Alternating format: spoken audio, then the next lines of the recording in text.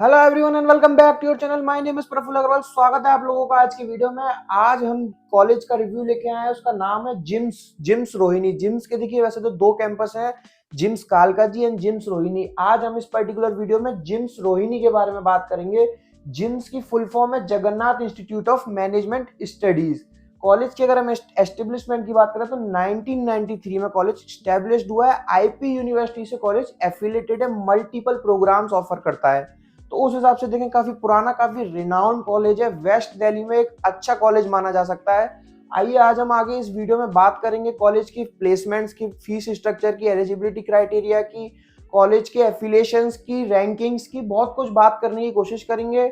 In case अगर आपको Delhi, NCR, Bangalore, Mumbai, Pune या कहीं के भी किसी भी कॉलेज का आपको कंपैरिजन कराना है, किसी भी कॉलेज के बारे में डीप इनसाइट्स लेनी है, वहाँ के करंट स्टूडेंट्स और पास आउट्स के नाम और नंबर चाहिए, तो आपकी स्क्रीन पे एक नंबर शो हो रहा है, आप उस नंबर पे कॉल और व्हाट्सएप करके हमसे बात कर सकते हैं, सारा कुछ अवेल कर सकते हैं और इसका कोई भी चार्जेस नहीं है, फ्री ऑफ कॉस्ट है।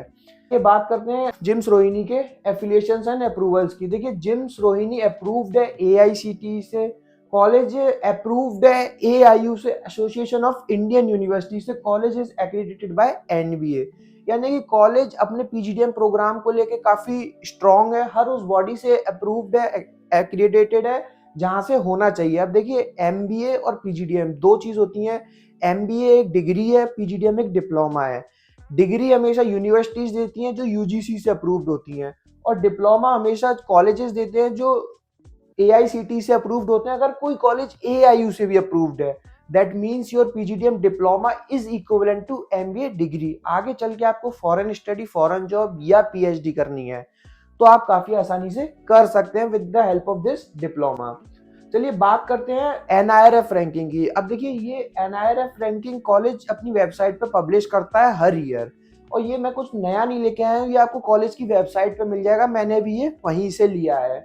अब देखिए ये NIRF ranking ministry of education, government of India welcoming data capturing system के थ्रू ये सबमिट किया जाता है, जो कॉलेज खुद से सबमिट करता है। ये आपको कॉलेज की वेबसाइट पे भी मिल जाएगा। आइए इसको थोड़ा सा समझने की कोशिश करते हैं, क्योंकि बहुत सारे कॉलेज अपनी रैंकिंग्स को हाईलाइट करने की कोशिश करते हैं, अपनी जो रैंकिंग्स है उसको थोड़ा सा स्टूडेंट को बताते हैं। तो थोड़ा सा समझने की कोशिश करते हैं क्या आखिर रैंकिंग्स कहती हैं। अब देखिए ये कॉलेज बोलता है टोटल एक्चुअल स्ट्रेंथ, इसमें ये लिखा हुआ है number of females, number of males, total student with in study, ये बहुत कुछ लिखा है, ये आप जूम करके पढ़ सकते हैं।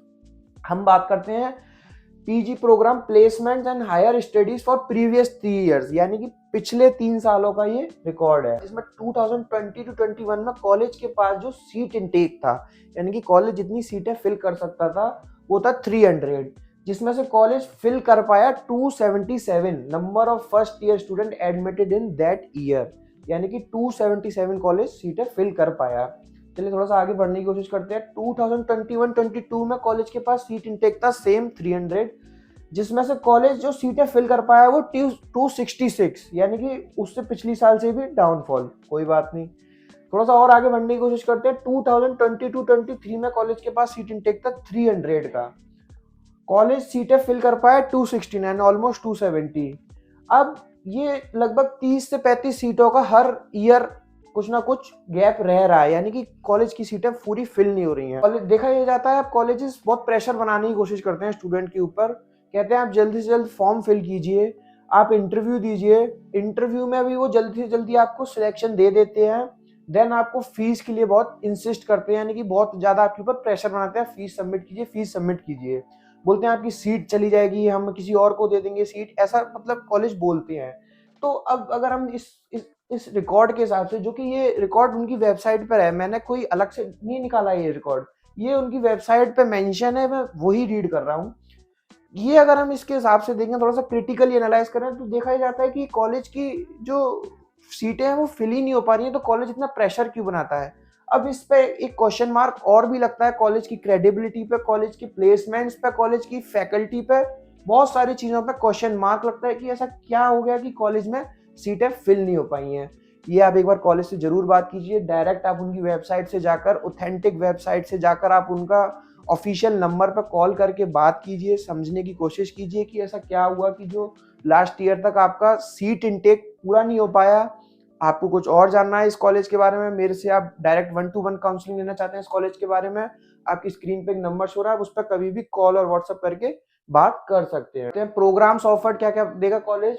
देखिए, पीजीडीएम जनरल देगा, PGDM international business, IB, retail management and fellow programmes in management, FPM.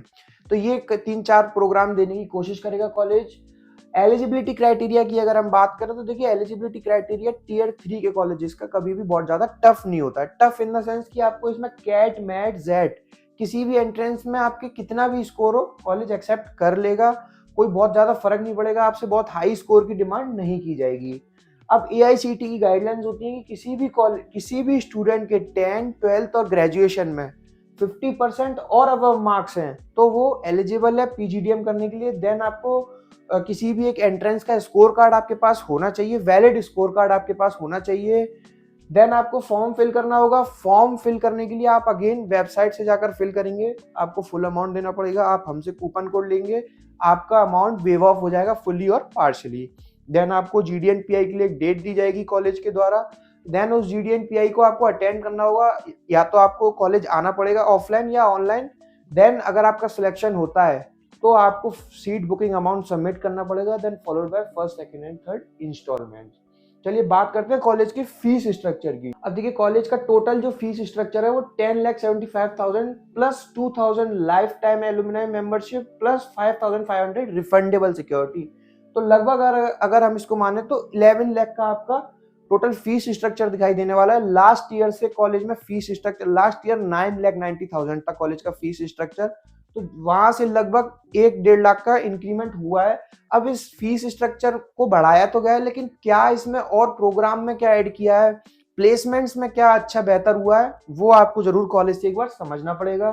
First instalment में आपको 2,90,000 देने पड़ेंगे, सेकंड में 2,75,000, थर्ड में 2,95,000, फोर्थ में 2,15,000। तो ये इस तरीके से आपको 4 इंस्टॉलमेंट में पूरी फीस पे करनी होगी। ये बात करते हैं स्कॉलरशिप क्राइटेरिया की। स्कॉलरशिप क्राइटेरिया में अगर हम देखना की कोशिश करें, फॉर स्कोर्स इन कैट और जेट में अबव 90 परसेंटाइल 3 लाख मिलेंगे आपको।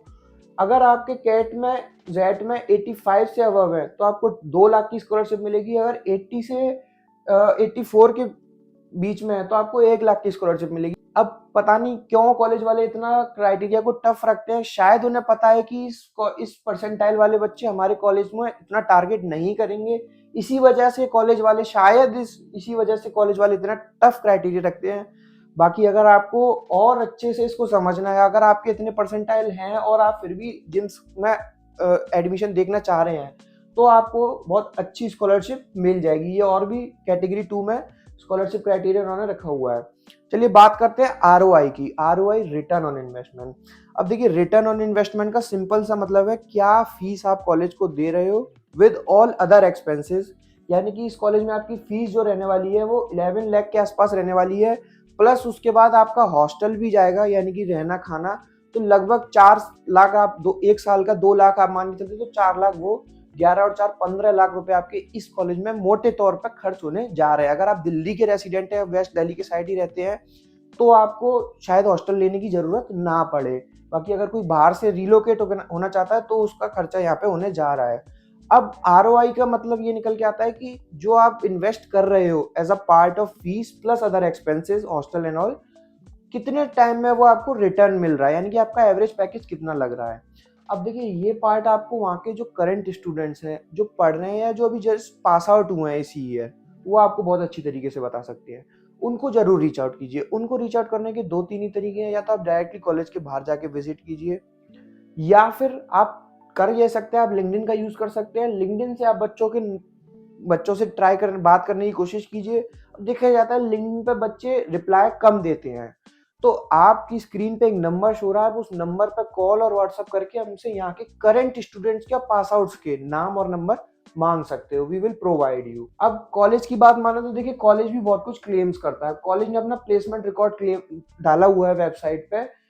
कॉलेज बोलता है हमारा 100% बैच प्लेस्ड हो गया, यानी कि हमारा 100% प्लेसमेंट पूरा अप्रूव्ड हुआ।